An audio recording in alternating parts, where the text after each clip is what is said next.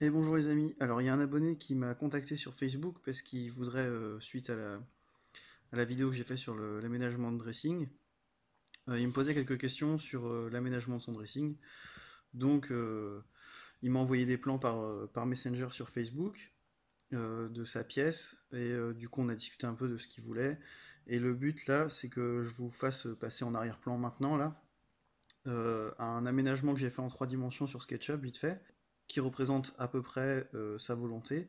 Donc le but c'est de partir sur quelque chose d'assez simple en fait.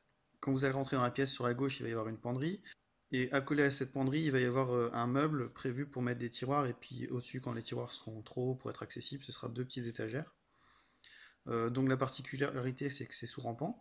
Donc en face, quand on rentrera, sous le rampant, en fait, il y aura une partie penderie qui sera avec une tablette à 1,20 m de hauteur. Donc du coup, je vous montre vite fait les plans qu'il a fait. Il y a un plan en vue de dessus qui donne du coup les dimensions de la pièce avec l'empattement au sol des deux meubles à faire. Le but c'est de faire ça sur socle, tout simplement parce que moi j'aime pas avoir des affaires qui traînent par terre, donc je mets toujours un petit socle dans les dressings, c'est toujours intéressant. À la base il était parti sur des étagères de 60 de profondeur, et je lui ai conseillé de partir sur du 50 cm, tout simplement parce que quand son dressing c'est dans une pièce à part entière, il n'y a pas besoin de faire trop profond, parce que déjà les affaires quand on les met dans les tiroirs, c'est une misère à tirer le tiroir entièrement, et quand c'est dans des tablettes, ça va beaucoup trop loin. Et une penderie, 50 cm pour une profondeur de penderie, ça suffit largement. Donc autant gagner 10 cm en profondeur, ça fera gagner de la place dans la pièce. Le but c'est de partir sur du mélaminé, potentiellement du mélaminé décor. Le socle il va faire 60 cm de profondeur parce qu'il a en prévision de mettre un rideau. Donc le but c'est que le rideau il prenne les 10 cm de différence entre les tablettes qui font 50 et le socle qui fait 60.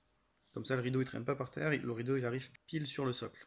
Au niveau de la penderie de gauche, j'aime bien en général mettre une tablette à 2 mètres, ça permet de mettre des affaires, comme il y a 2,48 m je crois de hauteur de plafond. Euh, Ça laisse de quoi mettre des caisses ou quelque chose comme ça là-haut, des couettes, des trucs dont on se sert pas, ou les femmes quand elles ont des sacs, elles mettent leurs sacs là-haut, tu vois, c'est bien. Je prends aussi le parti de mettre une tablette au plafond, tout simplement parce que pour les fixations, je trouve ça beaucoup plus joli d'avoir une tablette. Alors là, je l'ai mise en 50, mais on peut aussi la mettre en 60 pour qu'elle déborde un tout petit peu.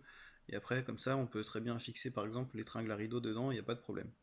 Pareil dans le rampant, là je ne l'ai pas mis, mais il y a possibilité aussi de mettre une tablette dans le rampant qui fait la continuité avec la tablette du plafond.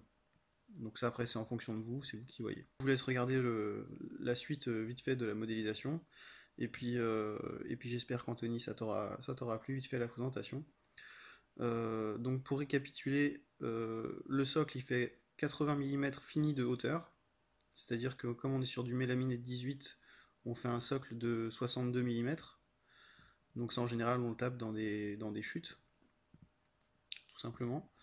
Euh, et puis vous avez vu, je fais d'abord les socles, et puis après, logiquement, on vient poser les meubles dessus, puisque comme il y a un débord du socle, le meuble qui est à gauche vient empiéter sur le socle de droite.